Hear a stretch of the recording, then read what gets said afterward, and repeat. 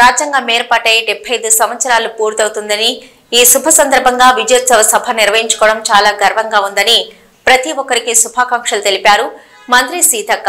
భూపాలపల్లి జిల్లా గణపురం మండలం కేంద్రంలో జరిగిన విజయోత్సవ సభలో పాల్గొన్నారు. అనంతరం మాట్లాడుతూ నియోజకవర్గ అభివృద్ధికి నిరంతరం కృషికి కష్టపడుతున్న వ్యక్తి గండ్ర సత్యనారాయణ రావని పేర్కొన్నారు. శాసనసభ్యుని తపనంతా అభివృద్ధి చేయడమే లక్ష్యమని ప్రజా నాయకుడు సత్యనారాయణ రావని కొనియాడారు.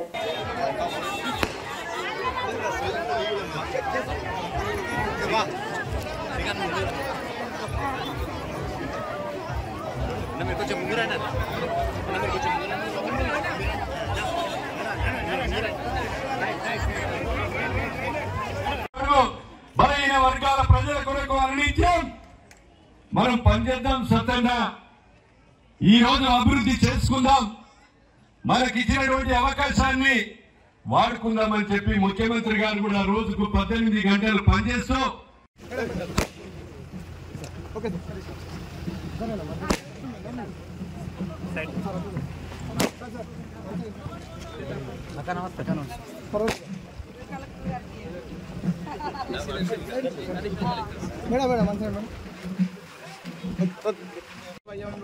శ్రవణాయ కూర్మయే సభే కామం కామకామాయ మహ్యం కామేశ్వరో వై శ్రవణో దదాతు ఉభే రాజ వై శ్రవణాయ మహారాజాయ నమః.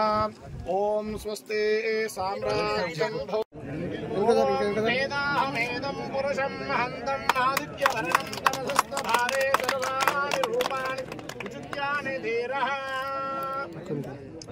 అక్క ఒక నిమిషం సార్ సార్ ఒక్క నిమిషం సార్ అన్న ఒకసారి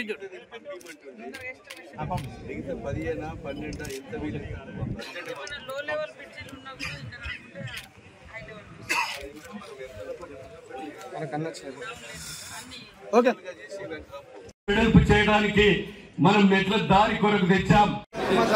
భారతదేశాన్ని సార్వభౌమ సౌమ్యవాద లౌకిక ప్రజాస్వామ్య గణతంత్ర రాజ్యంగా ఇందులోని పౌరులందరికీ సామాజిక ఆర్థిక రాజకీయ న్యాయాన్ని భావ ప్రకటన నమ్మకం విశ్వాసం ఆరాధనలో స్వేచ్ఛని స్థాయిలో అవకాశాల్లో అందరూ ఈరోజు రాజ్యాంగం ఏర్పడి 75 సంవత్సరాలు అవుతున్నటువంటి శుభ సందర్భంగా కూడా ఈ సభ నిర్వహించుకోవడం మాకు చాలా గర్వంగా ఉంది.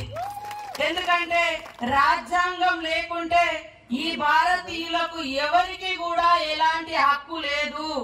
ప్రశ్నించే హక్కు లేకుండా పోయేది, జీవించే హక్కు లేకుండా పోయేది. మరి సెక్యులరిజం అనేటువంటి పదం కూడా, అందరం సమానమైనటువంటి పదం కూడా లేకుండా పోయేది. ఆ రోజు డాక్టర్ బిఆర్ అంబేద్కర్ మనకు రాజ్యాంగాన్ని రచిస్తే దాన్ని ఆమోదింపజేయించినటువంటి మహనీయుడు ఈనాటి మన రాహుల్ గాంధీ మునితాత ఇందిరమ్మ తండ్రి నెహ్రూ గారు అని కూడా ఈ సందర్భంగా తెలియజేస్తా ఉన్నాను. అప్పటి నుంచి ఇప్పటికీ వాళ్ళ కుటుంబం ఎప్పుడు కూడా ప్రజల యొక్క సంస్కరణలు, భూములు పంచాలి, ఇండ్లు ఇవ్వాలి, సమానత్వం రావాలి, రిజర్వేషన్లు ఉండాలి. ఇప్పుడు మరి మనమెంతో మనకంతా ఒక కుటుంబంలో 5 కుటుంబ సభ్యులు ఉంటే ఒక రేషన్ కింద 5 కిలోల బియ్యం ఇస్తే సరిపోదు. ఎంతమంది ఉంటే అంతమందికి ఇవ్వాలని ఎట్లయితే ఉందో ఆ రకంగా అభివృద్ధి ఫలాలు కూడా ప్రతి ఇంటికి చేర్చాలనేటువంటి తపనతోటి ఇక్కడ సీఎం రేవంత్ రెడ్డి గారు, అక్కడ రాహుల్ గాంధీ గారు కష్టపడుతున్నటువంటి విషయం మీకు అందరికీ తెలుసు. అందుకనే మా మహిళా సోదరి మనులను ముఖ్యంగా ఆ రోజు వైఎస్ఆర్ గారు పావుల వడ్డీ ఇచ్చి లక్షాధికారులను చేయాలని మరి మహిళా సంఘాలను ఎంతో అభివృద్ధి పదంలోకి తీసుకురావడం జరిగింది. ఇప్పుడు సీఎం రేవంత్ రెడ్డి గారు కూడా ఎలాంటి వడ్డీ లేకుండా మహిళా సంఘాలకే బస్సులు, మహిళా సంఘాలకే కరెంటు ఉత్పత్తి, సోలార్ ద్వారా మహిళా సంఘాలకు మరి బట్టలు కుట్టేటువంటి పని, మహిళా క్యాంటీన్లు, మహిళలకు మరి పౌల్ట్రీ ఫార్మ్స్ కావచ్చు, మహిళలకు మరి గేదెల పెంపకం కావచ్చు, మీకు ఎట్లా వీలైతే అట్లా మరి రోజు 17 రకాల వ్యాపారాలు, 17తో పాటు ఇప్పుడు ఇంకా 2 గుర్తించడం 19 రకాల వ్యాపారాలను ఇవ్వడం ఇవ్వడం జరుగుతుంది. ఏ ఇంట్లో అయితే మహిళలు సంతోషంగా ఉంటారో ఆ కుటుంబం సంతోషంగా ఉంటది. ఆ కుటుంబం సంతోషంగా ఉంటే ఆ ఊరు ఆ ప్రాంతం సంతోషంగా ఉంటది. డాక్టర్ బిఆర్ అంబేద్కర్ గారు అన్నారు, ఎక్కడైతే ఏ సమాజం అయితే మహిళలు అభివృద్ధి పదంలో ముందుకు వస్తారో ఆ సమాజం అభివృద్ధి చెందినట్టు అని. కాబట్టి అందుకనే మహిళల కోసం ప్రత్యేకంగా స్కీమ్స్ తీసుకురావడం జరుగుతుంది.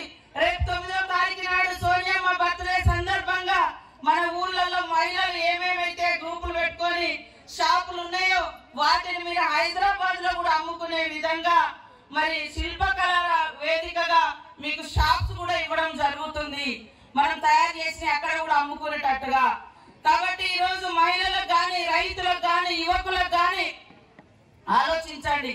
గత ప్రభుత్వంలో ఇంటికో ఉద్యోగం అన్నారు.